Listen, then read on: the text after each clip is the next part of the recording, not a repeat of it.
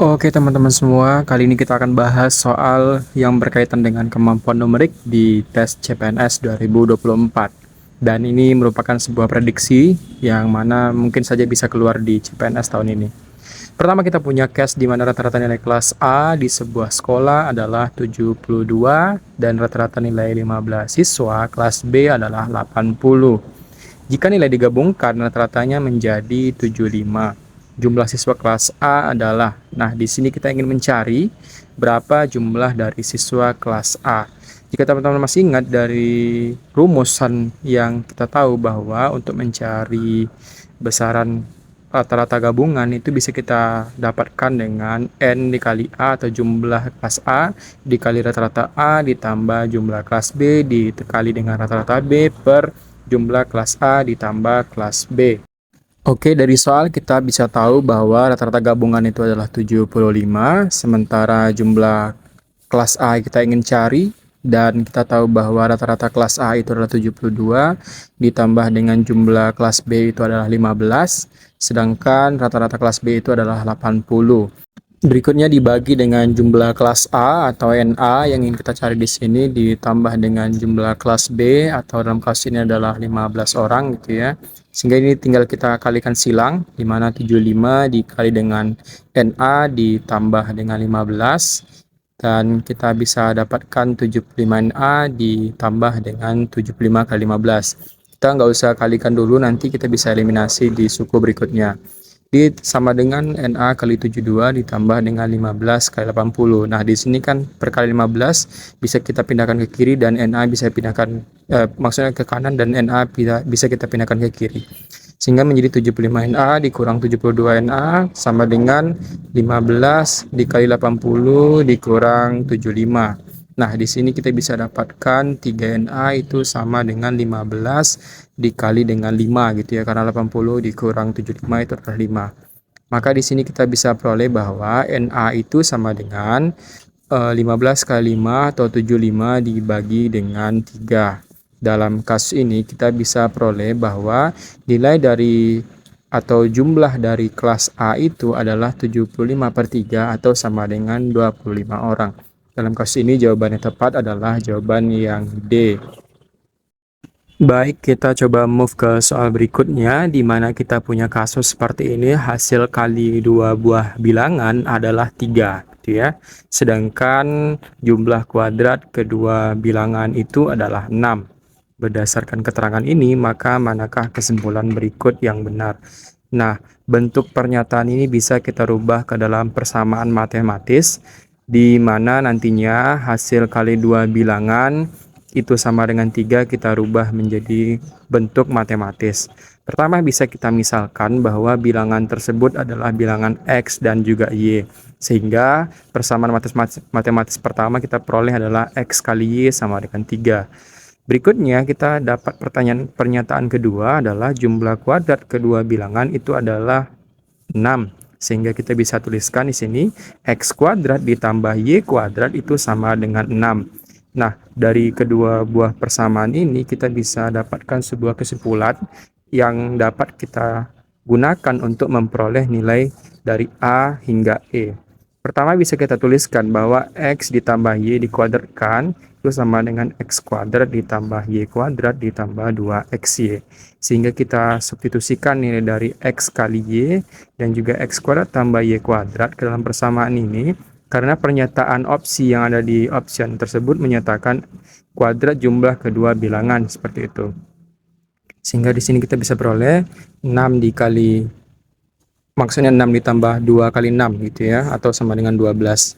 Dalam kasus ini jawaban yang pas untuk mengisi pernyataan atau pertanyaan ini adalah kuadrat jumlah kedua bilangan itu adalah 12, atau jawaban yang tepat adalah jawaban yang B.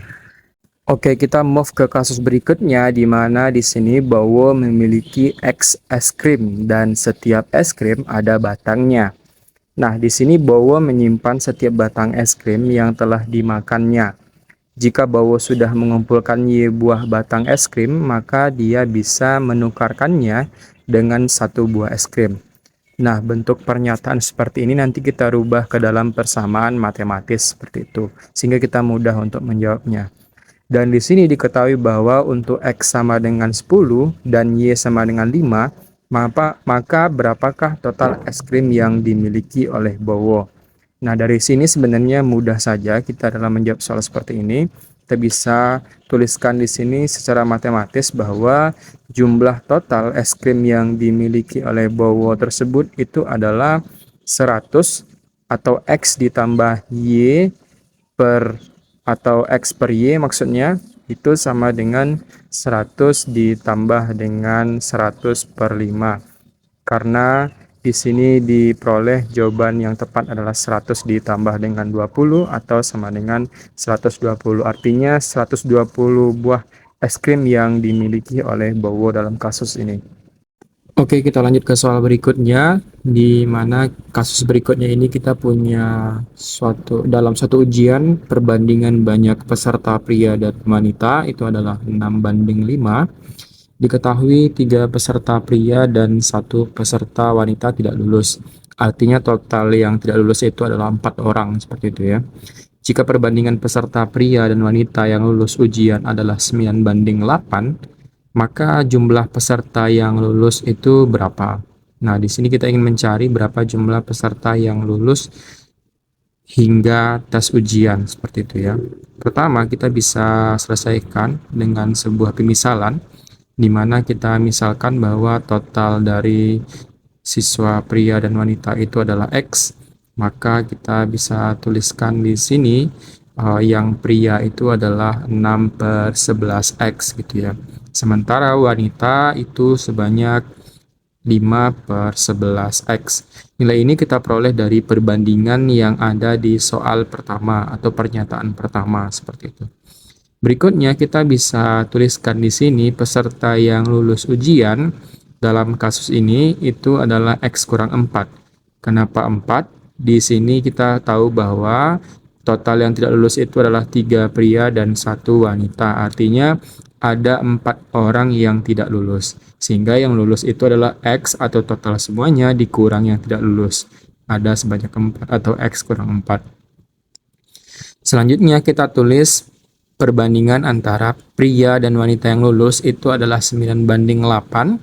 Dan di sini kita bisa peroleh nilai secara matematis untuk pria yang lulus itu adalah sebesar 9/17 dikali dengan X dikurang 4 untuk pria yang lulus, dan berikutnya untuk yang wanita lulus itu bisa kita tuliskan dengan persamaan matematis itu adalah 8/17 dikali dengan X dikurang 4. 8 dan 9 kita peroleh dari perbandingan kedua, dan maka kita bisa peroleh 2 buah persamaan gitu ya. Nah, dari sini kita bisa ambil satu persamaan, dan di sini kita ambil persamaan untuk pria gitu ya, sehingga kita bisa dapatkan di sini 6/11 X itu sama dengan 9, maksudnya 6/11 X kurang 3 gitu ya, karena 3 orang yang tidak lulus itu sama dengan 9/17 dikali dengan X dikurang 4 gitu ya. Dan di sini kita tahu bahwa nilai yang ini bisa kita kalikan 11 dan kalikan 17. Kita nggak usah kalikan dulu berapa 11 kali 17, tapi kita bisa untuk menyamakan penyebut gitu ya, sehingga karena 6/11 sehingga dia 11 bisa dicoret, tinggal 17. 6 kali 17 X dikurang dengan 3 kali 11 kali 17 gitu ya. Berikutnya kita bisa dapatkan 17 yang dicoret, jadinya 9 dikali 11 dikali lagi dengan X dikurang 4. Sehingga kita punya persamaan matematik yang punya parabel X dan juga bernilai konstanta gitu ya. 6 kali 17X itu adalah 102X, sementara 3 kali 11 kali 17 itu adalah 561, 9 kali 11 adalah 99, X dikalikan ke dalam, 99 dikali dengan 4 itu nilai yang tepat adalah 396. Sehingga X kita kumpulkan dengan X, dan yang min 561 kita pindahkan ke kanan, sehingga kita peroleh 102X dikurang 99X, itu bisa kita dapatkan dengan 3X sama dengan positif 50561 dikurang dengan 396 gitu ya. Sehingga bentuknya bisa kita dapatkan bahwa nilai dari 3X itu sama dengan 561 kurang 396. Dari sini kita bisa peroleh bahwa nilai X yang tepat itu adalah 561 kurang 396 itu dibagi dengan 3. Nah, hasil pembagian ini itu sama dengan 55 gitu ya. Artinya jumlah seluruh peserta itu baik pria dan wanita itu adalah 55 orang. Sehingga yang ditanya soal ini adalah peserta yang lulus. Untuk peserta yang lulus saja, maka kita bisa tuliskan itu adalah 55 dikurang dengan 4. Karena 4 orang yang tidak lulus gitu ya, artinya 51. Sehingga jawaban yang tepat dalam kasus ini adalah D, 51 orang. Tes terakhir di sini, kita punya satu kasus di mana PT Sumber Air memutuskan untuk mengurangi 20% karyawan untuk efisiensi. Tapi untuk meningkatkan produktivitas, PT Sumber Air menaikkan gaji karyawan 15%. Berapa persen penghematan PT Sumber Air dari kebijakan tersebut? Nah, di sini kita bisa memisalkan bahwa total dari karyawan itu adalah 10 orang gitu ya. Ini untuk mempermudah perhitungan kita. Sementara kita misalkan gaji dari setiap orang karyawan itu adalah 100.000. Sehingga kita bisa dapatkan di sini total pengeluaran tanpa kebijakan ini sebelumnya itu adalah 1 juta gitu ya. Artinya gaji dikali banyaknya orang itu adalah 100 juta. 100.000 dikali dengan 10. Nah, berikutnya ketika karyawan dikurangi 20%, artinya 10 dikurang 2, karyawan tinggal 8 orang lagi. Sedangkan untuk meningkatkan produktivitas, gajinya dinaikkan 15%. Artinya dari 100.000 menjadi 115.000 gitu ya untuk gaji setiap orangnya. Sehingga dari sini kita bisa dapatkan bahwa total pengeluaran dari perusahaan ini setelah kebijakan ini itu sebesar 8 dikali dengan 115.000, atau dalam kasus ini kita bisa dapatkan 0, 0, 0, terus 8 kali 5, 40, tulis 0, 4, 8 kali 1, 8, dia tambah 4 jadi 2, jadinya 920.000.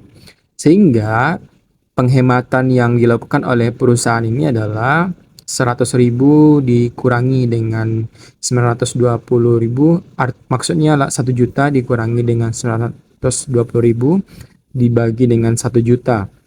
Nah, di sini kita bisa dapatkan 1 juta dikurangi dengan 980.000 itu sama dengan 80.000 dibagi dengan 1 juta. Maka 0 bisa kita coret di kasus ini sehingga kita bisa dapatkan 80 per 1000, 0 bisa coret lagi, dan 8 per 100 itu sama dengan 8%. Artinya penghematan yang dilakukan oleh perusahaan ini adalah 8% dari kebijakan ini.